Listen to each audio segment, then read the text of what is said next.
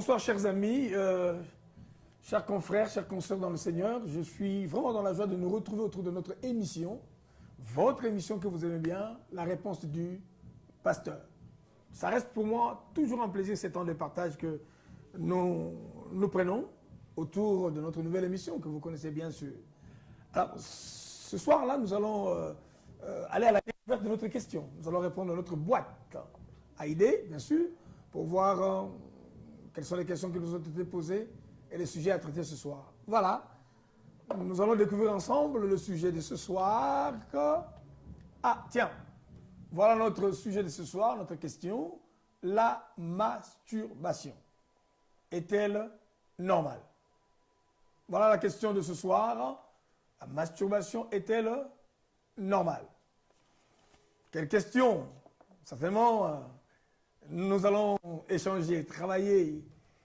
Et je voudrais d'abord nous donner une certaine définition de la masturbation. Il y a plusieurs définitions, mais j'en prends ce que le dictionnaire Larousse nous donne. Vous voyez? La masturbation, c'est une pratique qui consiste à provoquer, ok, des désirs sexuels dans sa vie propre ou bien dans celle de l'autre. Et c'est aussi une pratique qui consiste à stimuler par de toucher, bien entendu, ou par des éléments d'emprunt, comme les sex toys, les gadgets, les poupées, tous les gadgets qui existent actuellement. Vous imaginez? Pour provoquer le désir, un désir sexuel dans sa vie propre ou dans la vie des autres en manipulant justement notre intimité, nos organes intimes. Quelle question! Et vous savez, ce sont des pratiques qui sont assez courantes. Voyez-vous? Alors, du point de vue sociétal, une réponse sociologique, j'allais dire, dans des pratiques, ce sont des pratiques qui n'ont pas commencé d'aujourd'hui. C'est des pratiques qui ont commencé depuis la nuit des temps. Et on le retrouve chez les citoyens moyens, on le retrouve chez les notables, on le retrouve d'ailleurs même dans les milieux dits entre guillemets spirituels. C'est compliqué. Donc c'est un besoin qui concerne l'être humain dans son essence. Voyez-vous? Alors, sociologiquement parlant, ou intellectuellement parlant si j'allais dire, en même temps, certains médecins recommandent ces pratiques-là. Il paraît, ça je vous dis tel qu'on l'entend, le médecin dit que ça va soulager la personne. Ça évite l'encombrement au niveau de l'esprit, ça soulage la personne. Ça, c'est les médecins qui en recommandent. Et d'autres personnes se sont fabriquées, si vous voulez, dans l'évolution, dans cette période postmoderne, une sexualité à eux. Ils se créent leur méthode, ils se créent leur technique à eux seuls de pouvoir pratiquer ce genre de pratiques. Je me répète. Du point de vue intellectuel, ça se justifie. Certaines personnes trouvent qu'il y a une justification, que c'est normal de le faire, parce que la personne est seule, parce que la personne n'est pas mariée, parce que la personne a le droit de se donner du plaisir, parce que la personne a le droit de se libérer de certaines contraintes de certains ordres. Savez-vous? Ça, ce sont des choses que les gens sont en train de dire. Et nous avons vu, même au niveau de la médecine, certains médecins sont en train de donner une alerte sur le nombre de décès de pas mal de patients, de pas mal de personnes pendant cet acte de masturbation. Ça, c'est l'avis de certains médecins qui ont déploré cela parce qu'il y en a qui ont dépassé le seuil dans cette pratique-là et ça a ramené même certains cas de morts. Alors, ça, il y a des personnes qui se justifient pour le dire, pour ne pas aller vers l'autre, pour ne pas pécher, pour ne pas enfreindre à certaines lois spirituelles. Je préfère donner du plaisir seul. Parce que j'ai péché contre qui? Voyez-vous? Alors, maintenant, du point de vue spirituel, c'est là où le bas blesse. Parce que je peux vous assurer que ma question que je me pose, la source justement de cette pratique, ça vient d'où? C'est quoi la source? La source, ça peut être seulement une convoitise. La source, ça peut être simplement parce que c'est une addiction. Il y en a qui se disent, je veux me donner de plaisir, je vais aller au-delà de tout plaisir charnel normal. Mais la difficulté dans ça, c'est que ça nous enferme dans une prison.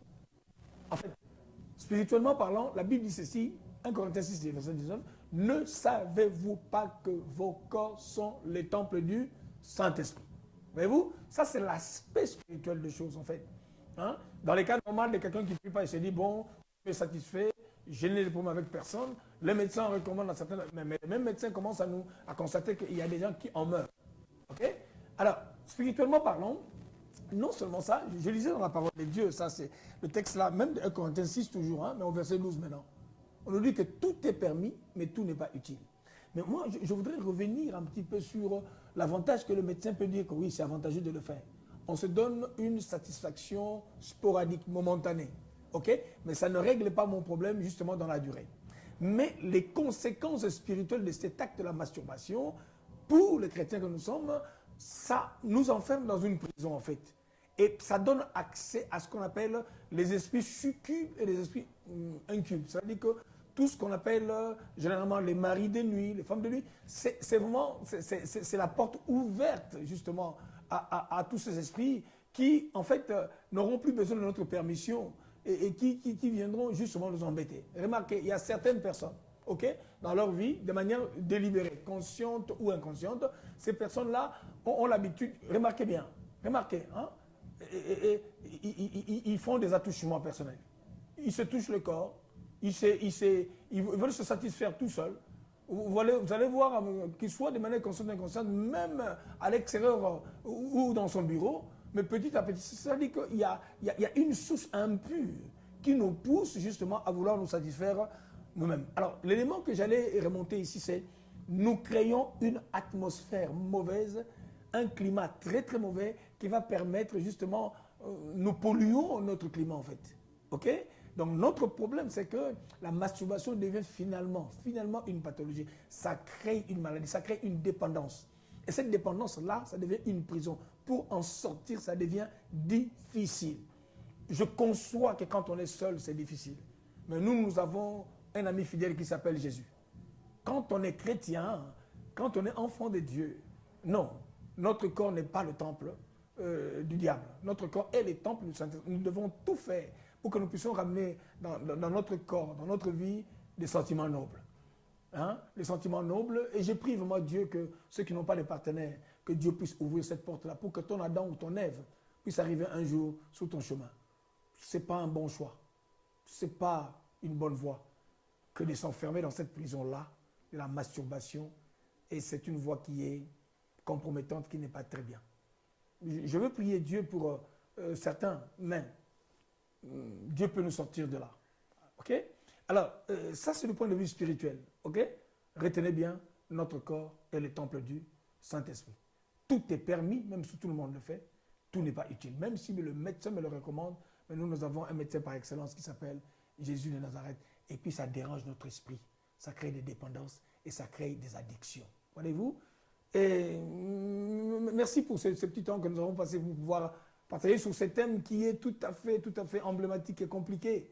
Mais si vous avez un doute, n'oubliez pas, pensez à la réponse du pasteur.